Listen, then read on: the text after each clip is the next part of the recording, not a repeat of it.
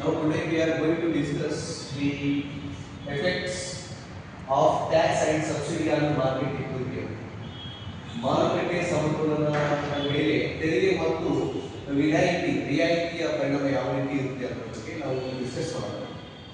ಮೂಲಭೂತವಾಗಿ ತೆರಿಗೆಗಳು ಸರ್ಕಾರ ಹೆಚ್ಚು ವಿಧಿಸಿದರೆ ಉತ್ಪಾದಕರಿಗೆ ಹೊರೆಯಾಗುವ ಮುಖಾಂತರ ಪೂರೈಕೆಯನ್ನು ಕಡಿಮೆ ಮಾಡಿಕೊಡ್ತಾರೆ. ಅಂದರೆ ಸರ್ಕಾರ ಹೆಚ್ಚಿನ ಪ್ರಮಾಣದಲ್ಲಿ ಕೈಗಾರಿಕೆಗಳ ಮೇಲೆ ಅಥವಾ ಉತ್ಪಾದಕರ ಮೇಲೆ ಹೆಚ್ಚು ತೆರಿಗೆ ಹಾಕುವ ಮುಖಾಂತರ ಆ ತೆರಿಗೆಯನ್ನು ಭರಿಸಲು ಉತ್ಪಾದಕರೇ ಆಗುವುದಿಲ್ಲ. ಅಂತ ಸಮಯದಲ್ಲಿ ಏನು ಮಾಡ್ತಿದ್ದರು, ಪೂರೈಕೆಯನ್ನು ಅಂದರೆ ಉತ್ಪಾದನೆಯನ್ನು ಕಡಿಮೆ ಮಟ್ಟದಲ್ಲಿ ಮಾಡಕ್ಕೆ ಸಂಭವಿಸುತ್ತೆ. ಸೊ ಅಂತ ಸಮಯದಲ್ಲಿ ಸಮತೋಲನ ಬರಬೇಕು ಮಾರುಕಟ್ಟೆಗೆ ಅಂತಂದ್ರೆ ಸಾಧ್ಯವಿಲ್ಲ.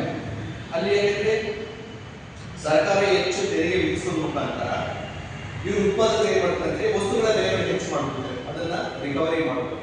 ಸೊ ಅವಾಗ ಏನಾಗುತ್ತೆ ಅಂತಂದ್ರೆ ಮಾರುಕಟ್ಟೆಯಲ್ಲಿ ವಸ್ತುಗಳ ಬೆಲೆಗಳು ಹೆಚ್ಚಾಗುತ್ತದೆ. ಅದಾದ್ರೆ ಇನ್ನೊಂದು ಏನಂತಂದ್ರೆ ಸಬ್ಸಿಡಿ ಎಫೆಕ್ಟ್ ಯಾವ ರೀತಿ ಆಗುತ್ತೆ ಮಾರುಕಟ್ಟೆ ಸಮತೋಲನದಲ್ಲಿ. ಸರ್ಕಾರಗಳು ಸಬ್ಸಿಡಿ ಪ್ರೊವೈಡ್ ಮಾಡುವ ಮುಖಾಂತರ ಉತ್ಪಾದಕರಿಗೆ ಉತ್ತೇಜನ ಬರುತ್ತಕ್ಕಂಥದ್ದು. ಯಾಕಂದ್ರೆ ನೇರವಾಗಿ ಸರ್ಕಾರ ಉತ್ಪಾದಕರಿಗೆ ಹಣವನ್ನು ನೀಡುವ ಮುಖಾಂತರ ಏನು ಕಸ್ಟಮರ್ಸ್ ಏನು ಪೇ ಮಾಡ್ತಾರೋ ಅದನ್ನ ಸರ್ಕಾರನೇ ಪೇ ಮಾಡುವ ಮುಖಾಂತರ ಅವಾಗ ಉತ್ಪಾದಕರಿಗೆ ಉತ್ತೇಜನ ಬಂದ್ಬಿಟ್ಟು ಏನಾಗ್ತದೆ, ಜಾಸ್ತಿ ಸಿಗ್ಬಿಡ್ತಾರೆ. ಫಾರ್ ಎಕ್ಸಾಂಪಲ್, ಈ ಸರ್ಕಾರಗಳು ಕೆಲವೊಂದು ಸಬ್ಸಿಡಿ ಘೋಷಣೆ ಮಾಡ್ತಾರೆ. ಎಂತ ಸಬ್ಸಿಡಿ ಘೋಷಣೆ ಮಾಡ್ತಾರೆ ಅಂತಕ್ಕಂಥದನ್ನ ಲೈವ್ ಆಗಿ ನೋಡ್ಬೋದು. ಕರ್ನಾಟಕ ಸರ್ಕಾರದಲ್ಲಿ ಕೆಲವೊಂದು ಸಬ್ಸಿಡೀಸ್ ಇದಾವೆ, ಸೆಂಟ್ರಲ್ ಗೌರ್ಮೆಂಟ್ ಅಲ್ಲಿ ಕೆಲವೊಂದು ಸಬ್ಸಿಡೀಸ್ ಇದಾವೆ. ಈ ಫಾರ್ಮರ್ಸ್ಗೆ ಪ್ರಧಾನ ಮಂತ್ರಿ ಕಿಸಾನ್ ಯೋಜನೆ ಇದೆಯಲ್ಲ, ಅದು ಸಬ್ಸಿಡಿ ಯಾವ ರೀತಿ ಅಂತಂದ್ರೆ ಆ ರೈತರಿಗೆ ಸಣ್ಣ ಫಾರ್ಮರ್ಸ್ಗೆ ಉತ್ತೇಜನ ಬರಬೇಕು ಉತ್ಪಾದನೆಯಲ್ಲಿ. ಪ್ರತಿ ಒಂದು ವರ್ಷ ಒಂದಿಷ್ಟು ಅಮೌಂಟ್ ಅವರ ಅಕೌಂಟ್ಗೆ ಜಮಾ ಆಗ್ತಾರೆ. ಅಂದ್ರೆ ಅದು ಮೋಟಿವೇಶನ್ ಬರಬೇಕು ಅವರಿಗೆ, ಉತ್ಪಾದನೆ ಬರಲಿ ಅಂತಕ್ಕಂಥದ್ದು, ಹೆಚ್ಚಿನ ಪ್ರಮಾಣದಲ್ಲಿ ಕೃಷಿ ಕ್ಷೇತ್ರದಲ್ಲಿ ಉತ್ಪಾದನೆ ಆಗಬೇಕು ಅಂತ.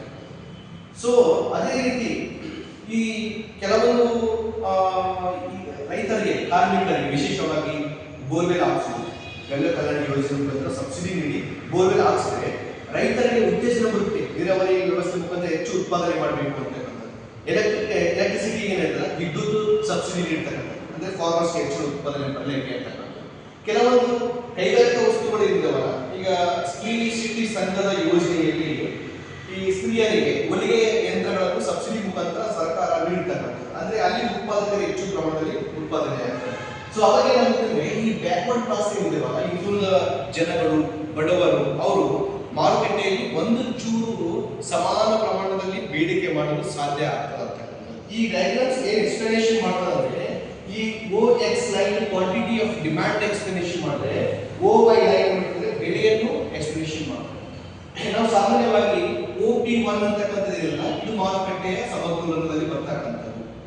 ಒಂದು ವೇಳೆ ಸಪ್ಲೈ ತೆರಿಗೆ ಹೆಚ್ಚಾಯಿತು, ಸರ್ಕಾರ ತೆರಿಗೆ ಹೆಚ್ಚು ಮಾಡಿದ್ರೆ ಅವಾಗ OPS ಅಷ್ಟು ಪ್ರೈಸ್ ಆಗ್ತದೆ, OP ಅಷ್ಟು ಮಾತ್ರ ಡಿಮ್ಯಾಂಡ್ ಆಗುತ್ತದೆ. ಯಾಕಂದ್ರೆ ಲಾ ಆಫ್ ಡಿಮ್ಯಾಂಡ್ ಪ್ರಕಾರ ಮಾರುಕಟ್ಟೆಯಲ್ಲಿ ವಸ್ತುಗಳ ಬೆಲೆಗಳು ಹೆಚ್ಚಾದಂತೆಲ್ಲ ಬೇಡಿಕೆ ಕಡಿಮೆ ಆಗುತ್ತದೆ, ಮತ್ತು ಅದೇ ರೀತಿಯಾಗಿ ವಸ್ತುಗಳ ಬೆಲೆಗಳು ಕಡಿಮೆ ಆದರೆ ಬೇಡಿಕೆ ಹೆಚ್ಚಾಗುತ್ತದೆ ಅಂತಕ್ಕಂಥ. ಅಂದ್ರೆ opposite direction of the price and demand.